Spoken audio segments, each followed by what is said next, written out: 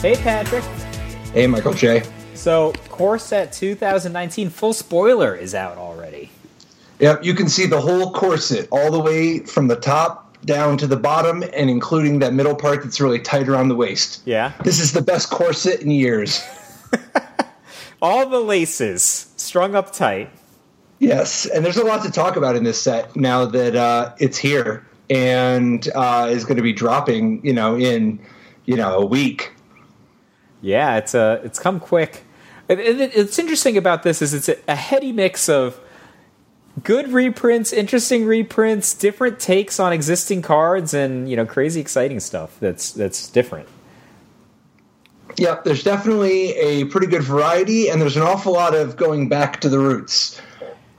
And I definitely appreciate that, particularly out of a core set product, Oh yeah, I mean, it's differently welcoming, I think, than kind of a block set, and it just gives us a huge variety and a good look at like a lot of what did the different colors do, which I think is different than we often see, like where there's a lot of linears getting pushed or something. Like here's one, they gain life, they have these kind of creature abilities, and I think they did a great job of that while still making really interesting cards. But at the same time, there's some head scratchers in this set. Can I pull one out in particular? Sure. One with the machine. 3 and a blue sorcery. Draw cards equal to the highest converted mana cost among artifacts you control. So what are your thoughts on this one? So it's expensive, right? So it costs 4. 4 mana, yeah. Yeah, so there are lots of cards that, if at 4, you're going to get a reliable 2 cards or 2 with selection. If not, some way to get 3 cards, depending on how you can set it up. Like a Sift, for example, which is in the set, can potentially give you that kind of functionality. But this one, like let's say you're casting it on curve, right? You're casting it on turn 4. It's far less reliable than a typical card drawing card for this much mana, and not an instant. But at the same time, it has an enormous upside, right? If you have like a Gilded Lotus in play, for example, right? The Gilded Lotus can pay for much of the one with the machine, and then also give you a catalyst to drawing additional cards. Sure, but what if we go even bigger? You see, when I see a card like this that cares about the converted mana cost of a permanent on the table, the first place I'm always drawn to are cards that have a high printed cost, but in practice cost a lot less to play. Like for instance, one example of this would be something like Mirror Enforcer that costs 7, but in practice you really don't have to spend anywhere close to 7, but it could still count as a 7 for the purposes of drawing cards with one with the machine. Well, in Standard, we've got a heck of a Mirror Enforcer in the form of Metalwork Colossus. Oh, see, that's real interesting, right? Because if you start invoking somebody like Mirror Enforcer, the big thing with playing a Mirror Enforcer is that while it has that huge printed casting cost, it really just costs nothing, right? It's cheaper than a 1 a lot of the time.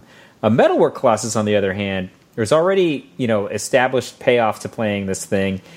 It's interesting when you might draw one with the machine, right? Because the Metalwork Colossus is itself so long-term resilient, so you can just draw it later, and the Colossus might be there to feed you. And like you said, you don't have to pay the Metalwork Colossus's exorbitant casting cost very often. Right, you still get to draw 11 cards. Because remember, getting a Metalwork Colossus into play is not game over. I mean, the card has a lot of resiliency, but it's also, a single cast out, a single Vraska's Contempt. There's a lot of things that can happen. But if you draw 11 cards, depending on the texture of your deck, you might even just win that turn.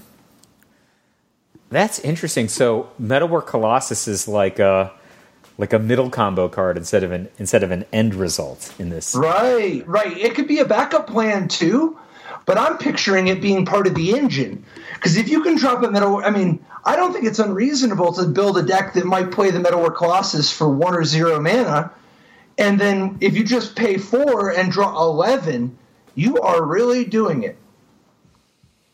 But you still got to have 4 loose. That's a thing, which is not the worst thing, right? Especially in a deck that can, have the Metalwork Colossus, and he might be Plan B. He might be hanging out, but you still have to have 4 loose. It's so you're not a buyer? I don't know. I love to see possibility, right? And you have certainly outlined possibility there, but it's not. It doesn't sing to me.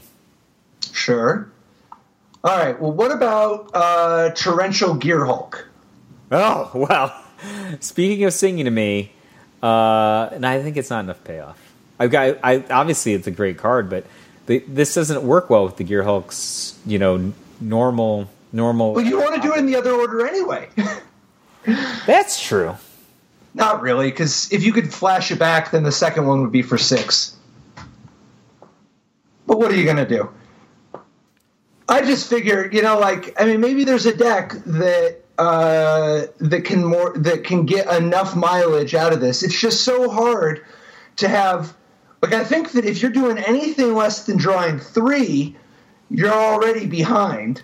Oh yeah, it's terrible if you're drawing less than 3. And it sucks if they have Braid, because it doesn't get locked in. It checks at the end. Oh yeah, you could just be, like treasure mapping or something at that point, or nothing. So it's definitely a tricky one, but I don't know. So there's something there with the Colossus. Let me start you on a different blue card. That's sure. In my head a little bit, and then segue that into yet another blue card.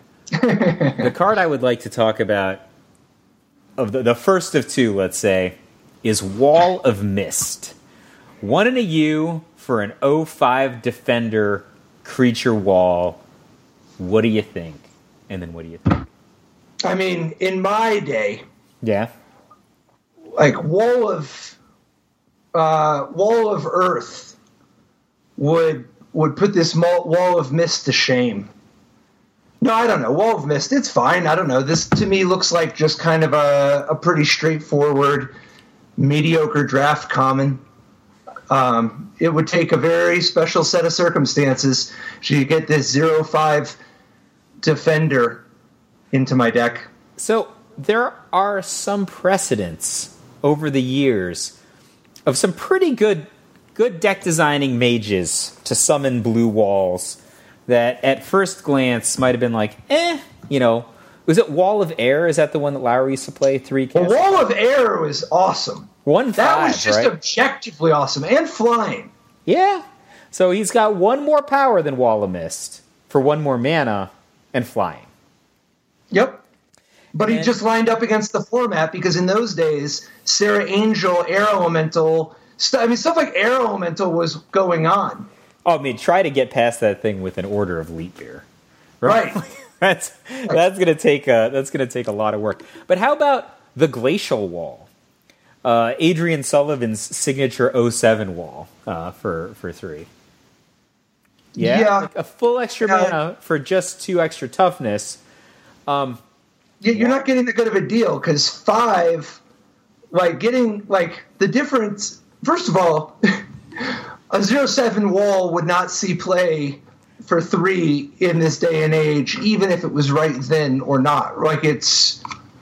It's not. These are very different time periods. Oh, of course, right. What do you do with a 0/5 on the ground these days? A 0/7 wall back in the day would live through 3 turns of Blastoderm until the Blastoderm fell away, right? So it was very contextually different to have something that could stand up on the ground. I'm just saying, when you're invoking the names of Eric Lauer or Adrian Sullivan, that there's some clever, roguish blue mages in their walls. But I think they're... Yeah, but you're evoking them in vain. Yeah? So do you think that this wall can't possibly be good enough right now? I didn't say can't possibly. I'm just saying it would take a very particular set of circumstances. Strategic set of circumstances, maybe? Yeah, to begin with, you'd have to really value Defender as upside because there's a different 0/5 for 2 in this set that actually looks good. So it's so weird to want to play the bad one. Well, Surge Mare is blue for a 0/5 Horsefish. Now, this 0/5 can't be blocked by green creatures, as you might imagine. And when Surge Mare deals damage to an opponent, you may draw a card. If you do, discard a card. And it has 1 and a blue to get +2/-2 until end of turn. So, Surge Mare can attack, right? Unlike the wall, it fundamentally can attack, and in fact is great at attacking through green. And you can pump it to as much as 4/1? Pretty plausibly. Well, without even trying. I mean, heaven forbid you put some kind of pants on this horsefish. I mean, how do you get pants on? It's got like a mermaid tail, but sure, like a harness or something, maybe a pair of goggles. But yeah, I'm just saying, there's plenty of pants to go around in this day and age. So, you hinted at it pretty well, which is that it is possible in the current standard format, or enabled by Core Set 2019, that Defender might be perceived as upside, though. Yes. So there's a different blue card that I think might get us there. What do you think about Arcades the Strategist? Yeah, so the Strategist is 1 green, white, blue. The good old Feldegriff mana for a 3/5 Flying Vigilance Legendary Elder Dragon. So you get yourself a 3/5 Flying Vigilance for 4, which is already, that's not the worst. It's kind of interesting. It's not the worst at all. No, it's not the worst. It's not. I don't think it's good enough, but my God, is it not by that much, right? Like it's in the ballpark. Yeah, look, it's sneezing distance from hey, at least this blocks Nicol Bolas the Ravager, right? If this thing had a single if this thing had a relevant creature type, it would already be in the conversation because it's a 3/5 Flying Vigilance for 4. It's a legend. And it's a dragon. Whenever a creature with Defender enters the battlefield under your control, draw a card. Each creature you control with Defender assigns combat damage equal to its toughness rather than its power, and can attack as though it didn't have Defender. So when you've got Arcadius the Strategist, to begin with, all your defenders are cantrips. But what's more, you also have Doran and Rolling Stones for defender. And, Doran, or the Siege Tower, was like a powerful centerpiece card in bigger formats than standard, right? Yeah. It was... I think that this is a really compelling potential upside, even without considering the cantrip part.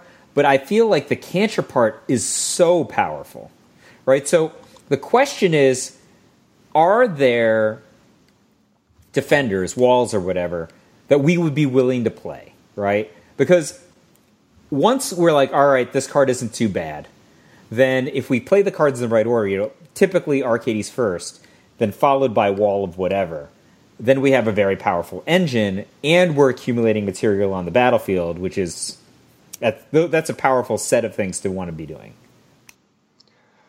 Right. The challenge is, of course, where Doran had so many natural interactions just because it worked on every creature, and they made several good high toughness creatures you'd wanted to play anyway. Yeah, like a Tarmogoyf, for example, was even better with Doran in play, and obviously a Tarmogoyf is no slouch to begin with, but like a 6/7 Tarmogoyf is effectively like a 7/7 Tarmogoyf. But the defenders currently available anyway, and obviously new printings can radically change that. But the defenders currently available, slim pickings.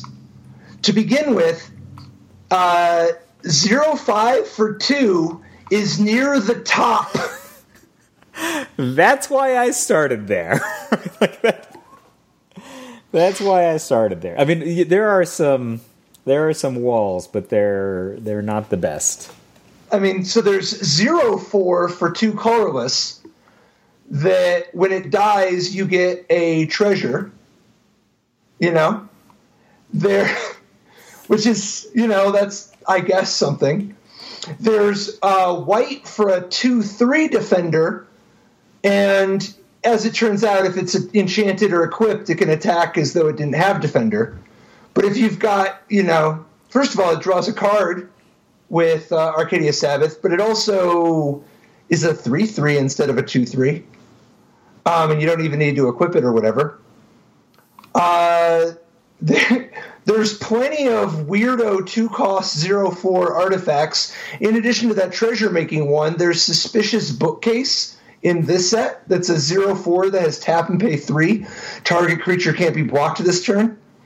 There's Wall of Forgotten Pharaohs, which, you know, I guess 0/4 tapped into 1 damage only if you control a desert or there's a desert in your graveyard. Yeah. And that one's actually kind of exciting because at least that one is kind of dealing 5. Well, this one has, like, you know, I mean, obviously they can't let it at this cost target creatures, I guess. But it's weird to have the desert restriction, I think, in a deck that's already committed to 3 colors. It definitely is going to make it hard if you wanted to go that route. I mean, you can play some colorful deserts. I just don't know if that's what you want to be doing in your Bant colored deck. But I guess maybe like a cycling desert or something will get into the graveyard easily. And actually, on the note of cycling, it's a 4th color. But if you're just that into defenders, there's 2 and a black for a 0/5 defender with cycling 2. Yeah, this card is horrible. So, I mean, like, we have scraped past the bottom of the barrel, you know, and now we're chunking wood out of the... like, there's like a handful of splinters now. Yeah, that one was not going to make the cut, I think. So I think Arcadius, the strategist, it might be too soon. It might be too soon. To begin with, I think there need to be any playable walls. Yes. But like I mean, and maybe the 0/5's enough. It's just that there's so much competition at 4 that it's hard for me to imagine wanting to play with a 2-cost 0/5 for the prospect of can-tripping it when you play your 3/5 Flying Vigilance that you're playing instead of Chandra or Karn or Nico Bolas or whatever. Yeah, I think that I think a lot of players probably had a similar impulse when they saw Arcadius, which is like, wow, this is pretty exciting. Then they went to go look at what the available walls were. And then they were like, well, I guess if I chained this into this, I'd be drawing extra cards. But at some point, you're just drawing all these, like, garbagey walls. And, you know, does the card advantage even matter? Because the cards themselves don't matter very much. Now, that said, first of all, Arcadia Sabbath, if you find a way to make your walls cheap, like, for instance, there's all these 2-cost 0/4 walls. If you had a way to make your walls cost 1 less, if you had a way to make your artifacts cost 1 less, if you had a way to make your historic cards cost 1 less, maybe there's some kind of a combo there. But there's a lot of combos once you can do that. There's also the question of, can Arcadia Sabbath, instead of being the top part, can it be the bottom? Could it be that you're just supposed to play Arcadius, the strategist, in a deck that cares about it being a historic, legendary dragon, you know, that's just mostly ignoring the defender part? I don't know. I mean, I feel like if I'm going that direction, maybe I don't want to be dipping into green, so I'd probably have to need another reason to be green. I feel like they're going to make some sort of a donk wall that bounces itself. See, they're just not going to do it in this set. That's what I think. Well, that might happen. The thing that I kind of thought was attractive about this card, even with the... in my imagination, it was a green splash, but who knows? Maybe the splash is blue, you know. Was that you could play with Adventurer's Impulse, and then which increases your likelihood of setting up Arcades before the walls. Right? You the bad thing is if you're just like casting these terrible walls, and then you draw Arcades, and then Arcades is fine, but you're not getting the payoff at all. once you're going that far, why don't you just play Board the Weatherlight? There's all these artifact walls. That's true. And then you can just like go find more of them. I mean, so I don't know, because the green is a prerequisite anyway. It's possible we've spent too much time on our Arcades. For sure. So, what do you think about that? The other 0/5 though, Surgemare. Okay. Like, I mean, we talked about it briefly, but do you think that one's got a potential home? Because I mean, that's not the worst looter, right? Yeah. So the thing that's interesting to me about Surgemare is if you like, its worst state is like an 0/5, and you just drop it as 0/5 on turn 2. It's still not big enough to stop Hazoret, right? But it stops everybody else. And, it lives through a... Lyra? Well, I mean, they don't really interact. On the ground. Yeah, like, of people it can interact with, right? Steel Leaf Champion. But even that you could potentially trade with if you have some mana. Yeah, sure. And, I mean, if you're playing like... It stops most of them, yeah. If you're playing a blue deck that's intending to attack or attack into a green deck, maybe Steel Leaf Champion isn't, the worst problem for you. Maybe you're bouncing it or something like that, locking it down, racing it, and maybe Steel Leaf Champion can't stop Surgemare instead of Surgemare not being able to stop Steel Leaf Champion. After all, Surgemare has the text, can't be blocked by Steel Leaf Champion. So, I think, plus it comes down a turn earlier. I think that this card is... It's not where I would imagine ever wanting to be main deck, but I can imagine a lot of situations where I would side it in, right? So if you're playing like a blue-white deck and you just like side it in Surgemare because it's pretty good at slowing down, On-Crop Crasher or, Earthshaker Kenra or something like that. But then you could also side it in against another like blue-white deck, and then you have like a plausible attacker that they don't have a good defense for. Like, I think that... that's certainly a thing that you might want to access from the toolkit. Sure. And actually, on the note of toolkits, what do you think about the kit of Psy Master Thopterist? 2 and a blue for a 1/4. Whenever you cast an artifact spell, you get a 1/1 Thopter with flying, and you can pay 1 and a blue and sacrifice 2 artifacts, including those Thopters. You can pay 1 and a blue and sacrifice 2 artifacts to draw a card. So what do you think about his package of Thopter making and sacking artifacts for card draw? Well, I think this is very similar to Arcades, right? Which is basically just find me, like, when we were talking a minute ago about Arcades, like find me enough defenders to play, and maybe this card is awesome. Like, it's, first of all, Psy is cheaper, right? He costs 3 instead of 4. But, there are tons of just artifacts you would just play, right? Like, any kind of a treasure map, or there are things that I would be willing to play anyway that can draw cards, like the what's the thing that like can search for basic lands and then flips over, becomes a Maze of Ith. Right. Yeah, but any kind of stuff like that, even disposable things like a renegade map, the compass. Yeah. Yeah. So there's no short and then Thaumatic Compass. There's awesome cards like Walking Ballista, right? So those are all artifacts. Well, Walking Ballista, once you're going to go that far, what if you had a Scrap Trawler in play when you use this card? Oh, I mean, that's Instant Engine then, right? Because remember, each of your artifacts that you cast the artifact, and you also get a Thopter, so now you have an extra artifact, so that you're actually like greatly expanding your board, and you can continue to sacrifice artifacts. What about sacrificing Scrap Heap Scrounger?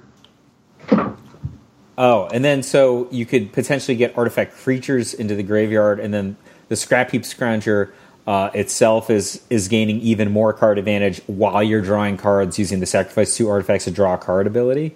That's kind of cool. I think there's no shortage of awesome artifacts to play, or playable artifacts, or Servo Schematic. That one's 3.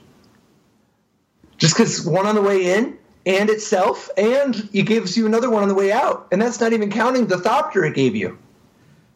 So the real question, I think, Patrick, is how relevant are the Thopters, and how many Thopters can you get? Right? Like, if you get like a huge number of Thopters, or actually even just get a medium number of Thopters, right? Like 3 Thopters, something like that. A Whirler Virtuoso was incredibly difficult for red decks to deal with a year ago. The problem is 1/1 Thopters are not, unfortunately, slowing down red or probably black right now. That's the problem. Agree? It's tough. The nice thing, though, is that getting one Thopter at a time, like one now, one later, one after that, that's a much better way to do it. Because this guy can live, like this guy isn't dying to the Chain Whirler. And even if they get to kill a couple of your Thopters, there'll be more where that comes from. There's always more, yeah. And you might just sack them to draw cards. Yeah, I think dragging the Thopters out is interesting, especially if they have no immediate way to kill Sai. But the problem is their whole game plan is just adding more and more material and, just getting good permanents and then basically turning them sideways. And then in some cases, they're pretty big. In some cases, when they attack, they kill a 4 toughness creature. So I'm just a little worried about that aspect. I mean, certainly there are strategies that cannot withstand a blue deck making 1 to 2 random Thopters per turn at no additional, use of cards. Like, for sure there are decks that are just going to flat out lose to that. Unfortunately, I think the most popular strategy in Standard is not one of them. Well, and I'm not sure that, I think we make a lot of judgments about things like a 1/4 and how good it is against red based on the previous format's context, such as how much lightning strike and abrade and the like defined red's interaction. There's a new interaction spell, a new burn spell in this set, Spit Flame, that is a little bit of a change of dynamics. Spit Flame is 2 and a red for an instant, deal 4 damage to target creature. Whenever a dragon enters the battlefield under your control, you may pay a red. If you do, return Spit Flame from your card to your hand. Awesome. Like, to start with, 2 and a red, deal 4 to a creature at instant speed is like, it's at least, it's not that, like, that's something that is interesting and has uses, and it would not take much to push it over the finish line. Right? Like, that's a pretty useful set of numbers if you're getting paid at all some other way from it. Yeah, so, you remember back in the day, Brian Kibler might just have 1 red card in his entire deck, and it was Mizium Mortars, right? That was it. You only had Mizium Mortars. Mizium Mortars, obviously, is 2 mana to do 4 instead of 3 mana to do 4. But it's a sorcery. It's a sorcery, and he was never kicking it, right? He just had it in his deck. This thing, if you buy this back once, it's so cheap to buy it back. 1. It's his ability, not just 1 draw a card, or R draw a card, it's R draw a very relevant card. Because if Split Flame is in your deck, in fact, if Spit Flame is in your graveyard, it's probably pretty good in the game that you're playing. Maybe. See, we'll get to that in a second. But I think that it's not out of the question for a deck that it might be that Glorybringer is your only dragon. That might be enough. But that's not where Spit Flame shines. Where Spit Flame shines is when you try. And one of my favorite cards for comboing both with Spit Flame and trying is Sarkhan Fireblood. Oh, yes, obviously, Dragon. 1 red.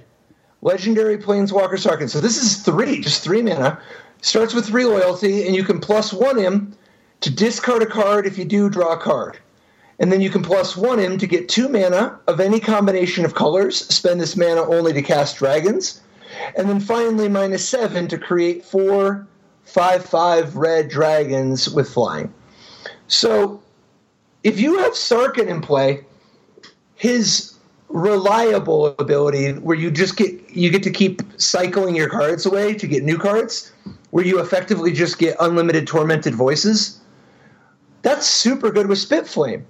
You don't even have to wait for Spitflame to get its money. You can discard Spitflame to Sarkhan, draw a new card, and then play a dragon and buy back the Spitflame, so that you're turning Sarkhan's +1 ability, his first +1 ability, into a personal tome, a personal Howling Mine. Oh, sure, and it curves really interestingly, right? So Sarkhan costs 3, and you can, like, all right, your first +1, just ditch a Spitflame. The next turn, you presumably play your 4th mana, so you have 4, add 2, right? That's 6. Mm-hmm. So you're like 6, cast a Glorybringer, you have 1 loose, the 1 loose can rebuy the Spitflame. Yep. Right? It curves absolutely perfectly. Absolutely. And, it's not like Spitflame is always... I mean, there's going to be matchups where you don't have a target for it early on, and being able to discard it and rebuy it so that you don't waste the trigger from the dragons that you're going to play can be really nice. Besides which, you could just have multiple Spitflames, right? Like, if you can just get multiple Spitflames into the graveyard, whether you're discarding them to Sarkhan or some other looting ability, or you're casting them, you could have multiple in the graveyard. Then when you cast whatever dragon, Glorybringer, one of these crazy Elder Dragons, Bolus, whatever, you can just... You have that dragon trigger can return any number of Spitflames to your hand as long as you have sufficient red. And that's part of the reason why I said that Spitflame in the graveyard doesn't necessarily mean that it had a good target. You could be playing against a control deck, and if you can get Sarkhan Fireblood down, suddenly this completely creatureless control deck is getting out-card advantaged by Spitflame being rebought every turn. And it's not just Sarkhan. As you mentioned, you can do other looting effects, whether it's Champion of Wits, Chart of Course, Tormented Voice. There's all kinds of ways to take this extra material and get more out of it. But there's also Sarkhan's other +1 ability of adding 2 mana of any combination of colors that you can spend on dragons. So this makes it real easy to cast these Elder Dragon Legends, right? Like, if you have Sarkhan, it implies you already have red. And Sarkhan's ability will give... You can get a blue and a black and play Nicol Bolas. You can get a black and a green and drop the new Vivictus. You could get a green and a white and drop Palladium Wars. Nicol Bolas is the best of them, by the way. Well, there's a bunch of reasons. One of them is he just costs 4. And he's not in 3 non-red colors like Arcades. Yep, but he's also just the most efficient. The extra card, the threat to flipping over into being like a complete unreal Planeswalker. We talked about him a lot last week, but my position still stands. Nicol Bolas is the truth. And the combination of Sarkhan Fireblood and Nicol Bolas goes so far for enabling Yawgmoth's Vile Offering. You can discard whatever you want to reanimate to your Sarkhan Fireblood, and Sarkhan is the legendary permanent you need to be able to play the Vile Offering. What's more, Nicol Bolas is another high-value legend that you can play early on. Even if your opponent removes it, they're down a card. And even if they kill it, you could get it back with the Vile Offering if you drop something else. Like, for instance, you might just play on turn 6, Baral, and immediately Yawgmoth's Vile Offering right there. So, and then very next turn, you've got Nicol Bolas flipping as another threat. So you're a big buyer on Sarkhan Fireblood, it seems. I'm interested. I mean, Sarkhan's got a lot going for him. There's a lot to like here. I think that Sarkhan also changes the dynamic of Varric's Bladewing. Having another cheap dragon that you can reliably play, while also having a way to use the extra mana from Sarkhan. Because, like, sometimes you're going to have extra mana laying around, whether it's from Sarkhan or Chandra or whatever. And if you now have the added value of kicking your Varrix that much more often, it's not like Varrix is far away from stuff like Rekindling Phoenix. It needs a little push, but Sarkhan is a heck of a push. And Varrix is even a legend for giving you another way to play cards like Yawgmoth's Vile Offering or Karn's Temporal Sundering or Jaya's Inferno, any of that stuff. I like Sarkhan. I think that Sarkhan might even see play in situations where you're not playing a lot of dragons. Like you said, it's possible you're only playing with Glorybringer. Like, what if you're not playing cards like Spitflame that get paid off from the first +1 or dragons? It's still plausible to play this card. It's a 3 casting cost Planeswalker, which is pretty cheap, right? That's about as cheap as you can get a Planeswalker these days. Well, no, because if you don't have the dragon synergies, it's kind of an overcosted Tibble. But but the thing is, the ultimate here is, I think, way better than Tibble, don't you? By a lot, yeah. Like, by a lot, right? So, I think just generally speaking, like, this optional loot, right? Like, loot if I want to is okay. That's solid. And then you might just, I don't know. You just fixing your hand is good. I mean, probably it's going to be in a deck that is. Well, it's also not random. That's different. But yeah, the payoff is really strong. I mean, I think that depending on the situation, I would probably want to go up to 8 before I did it, but I could totally see just, ramping this from 3 to 7 as fast as I could, and then, firing off for a bunch of 5/5 dragons. Dude, what do you think about Sarkhan as a fixer enabling the return of 5-color dragons? This time it's red. If you play with Sarkhan Fireblood, Unclaimed Territory, you can if you have both Unclaimed Territory and Sarkhan Fireblood, you can also play the new 3-cost artifact Dragon's Horde, which is a 3-cost artifact, tap for a mana of any color. But whenever a dragon enters the battlefield under your control, you can put a gold counter on Dragon's Horde, and you can tap and remove a gold counter to draw a card. So, like, it's an accelerator from 3 to 5, which is, not the greatest, but at least it comes into play untapped. And enters the battlefield untapped, which means that you can play like a Fatal Push or a Shock or whatever. But when you play your Glorybringer next turn, you have an implied cantrip the next time you can afford to tap your Dragon's Horde to cash it in. I mean, I think that's an awesome point, right? If you just play Dragon's Horde on turn 3, right, you're 3 to 4 naturally, and if you just play a land, you're 3 to 5. So you're like Glorybringer and get the gold counter and eliminate something, and you had a loose mana. So even if it's not a Fatal Push, right, maybe you had a Shock, which is very in color if we're going to be base red. I don't know. This card seems awesome. Sarkhan seems awesome. That's a lot of mana fixing, though. What I mean is that splashing all the colors of Elder Dragons or whatever dragon you want, it's a lot easier when Dragon's Hordes, Unclaimed Territory, Sarkhan. There's even more, and that's not even getting into stuff like Ether Hub or Dual Lands. Like, you could actually play back in Ixalan block, that 2-cost artifact that let you choose a creature type and tap for a mana of any color to use that. Pillar of Origins. The thing about Pillar of Origins is it also comes into play untapped. Now, you don't get to do the nice Shock or Fatal Push type of plays because it can only play, spells of that creature type. But, like, it lets you go 2 into 4, not just 3 into 5. 2 into 4 means you can drop Nico Bolas or Varric's Bladewing on turn 3. And it's a fixer, so that you can just play all mountains. You can just play Chain Whirler in your 5-color dragon deck if you want. That seems very, very, very attractive. But we're pretty glutted at 3 between Chain Whirler, Dragon's Horde, and Sarkhan, though. True. I don't know if that's bad, right? It's not bad to be glutted there, because all of those, not all of them, but 2/3 of those 3s jump you into a dragon the next turn. Actually, maybe that's awesome. I don't know. If you have Sarkhan and you're playing like 15 dragons or something, then Spitfire seems really, really strong.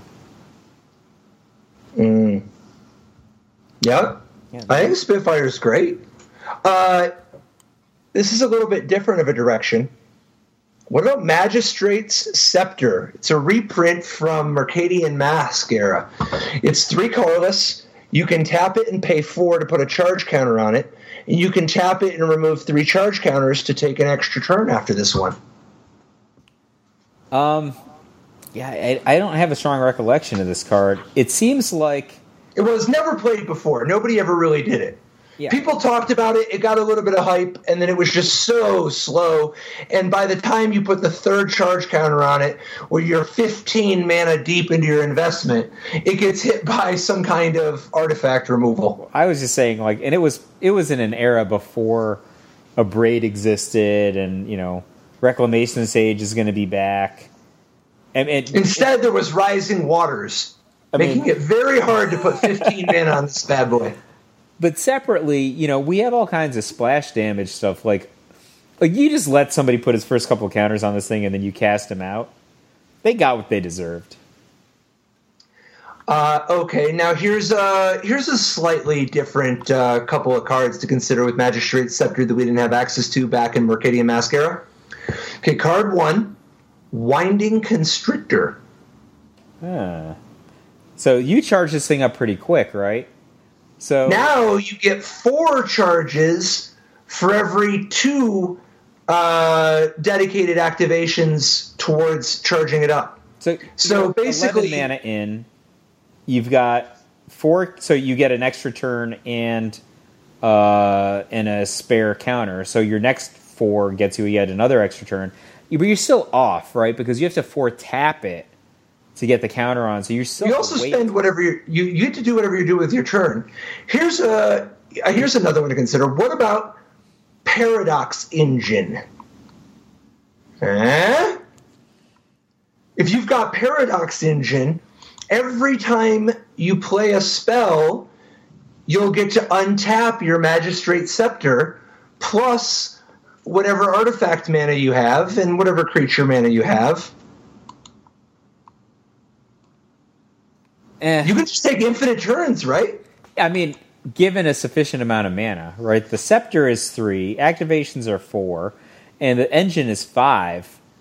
Like, you have to be pretty unmolested for that. And actually, I'm not sure taking maybe more than a turn off to even cast the Paradox Engine.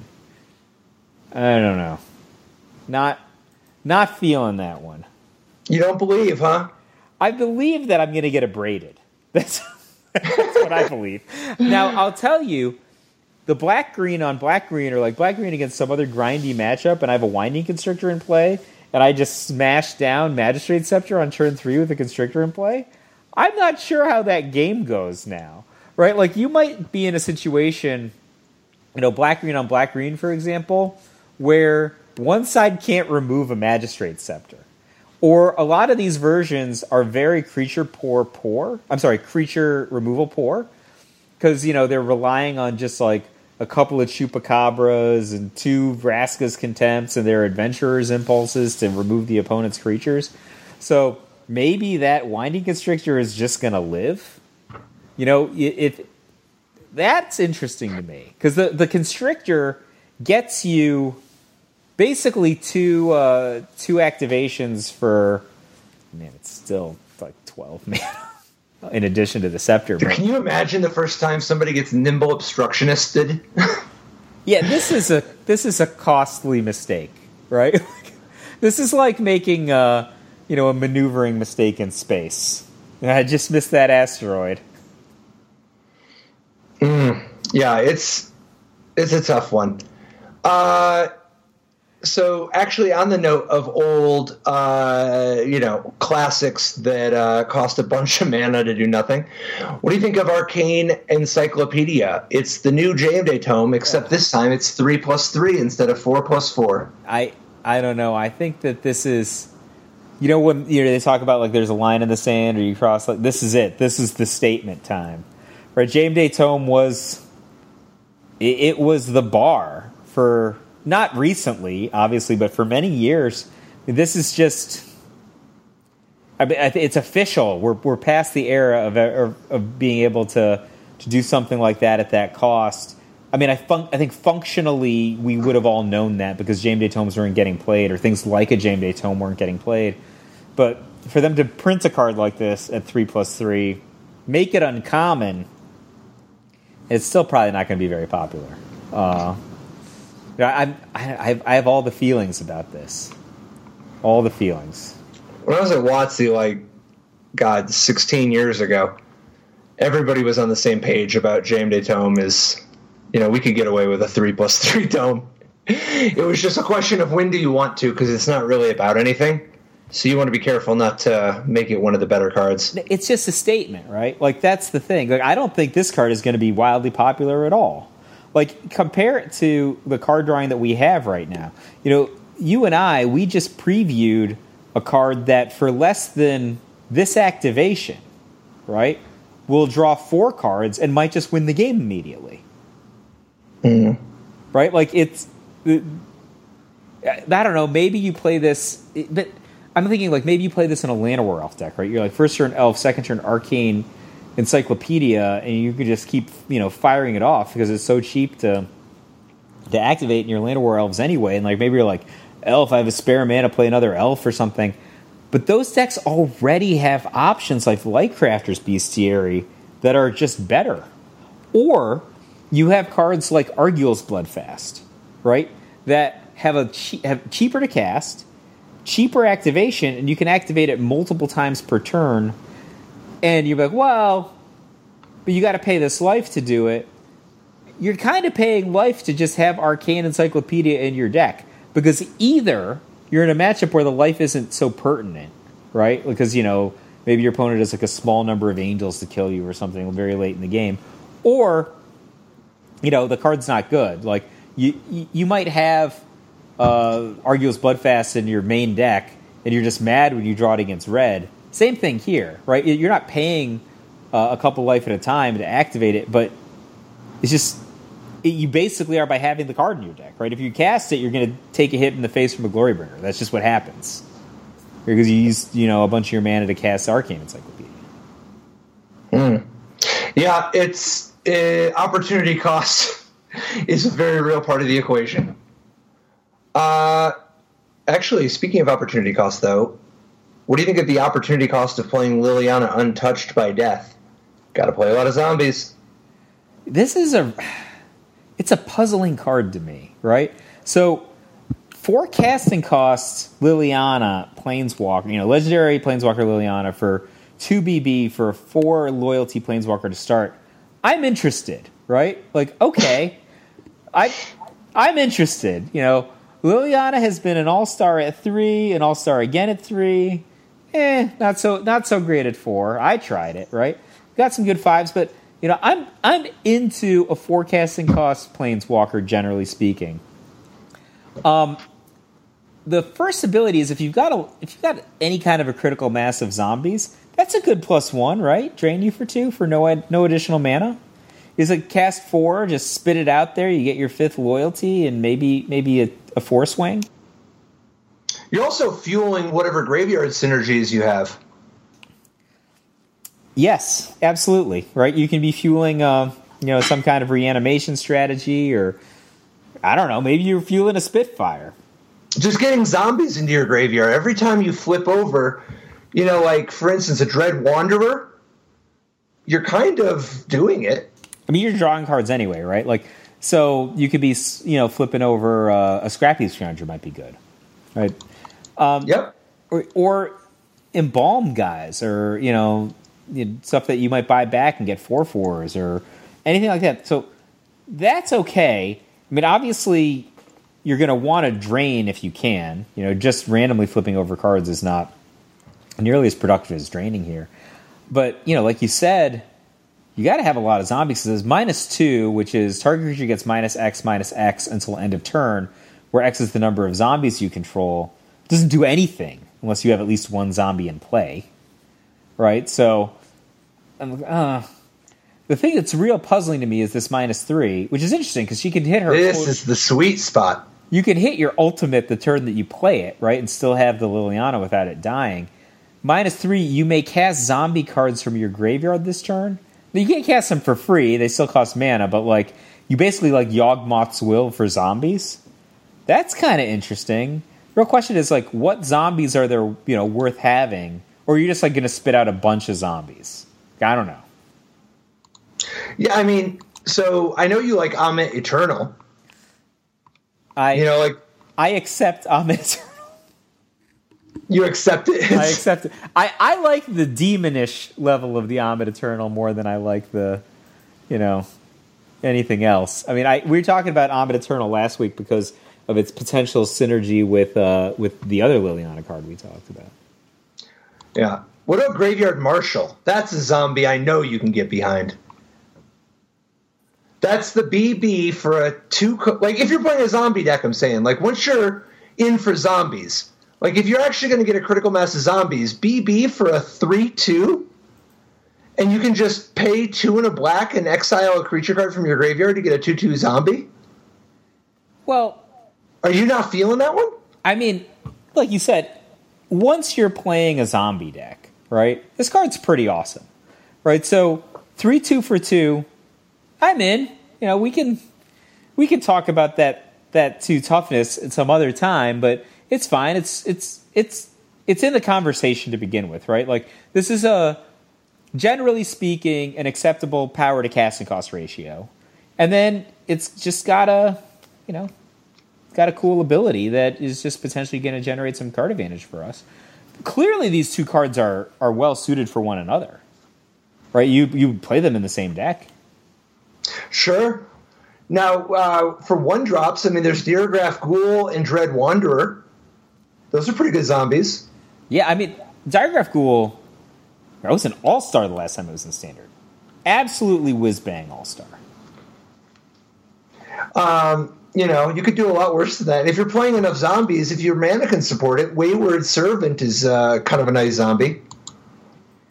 So... And Lord of the Accursed is not the worst zombie for a dedicated zombie deck. Is this... Liliana's Mastery doesn't really work with the other Liliana, but my God, is that good in a zombie deck? Well, it actually kind of works, right? Like, Liliana's Mastery and the -2 work here, right? It's not drawing a whole lot of cards, that's for sure. But, Liliana's Mastery draws cards anyway, kind of.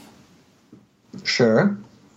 Works with a lot of the same stuff at the very least. So, the real question I have is, obviously, you just don't play Liliana Untouched by the Death in the dark, right? It's not like some other Planeswalkers who are just like, I'm just going to have 1 copy of this Nissa in my sideboard, and I'm just going to hit people with a land in sideboard games when they tap out for a Fumigate. Or, like, I'm going to kill their Teferi. They're going to tap out for this, they're going to think they're so clever, and then I'm just going to... I'm going to fleet wheel cruiser them with my forest, right? It's not that kind of a Planeswalker. So the question is this the payoff you want if you're already going to go zombies? I'm not sure. What do you think? Yeah, I mean, are you talking about Liliana? Yeah. Yeah. I don't know. Yeah, this seems like this could be exciting if you...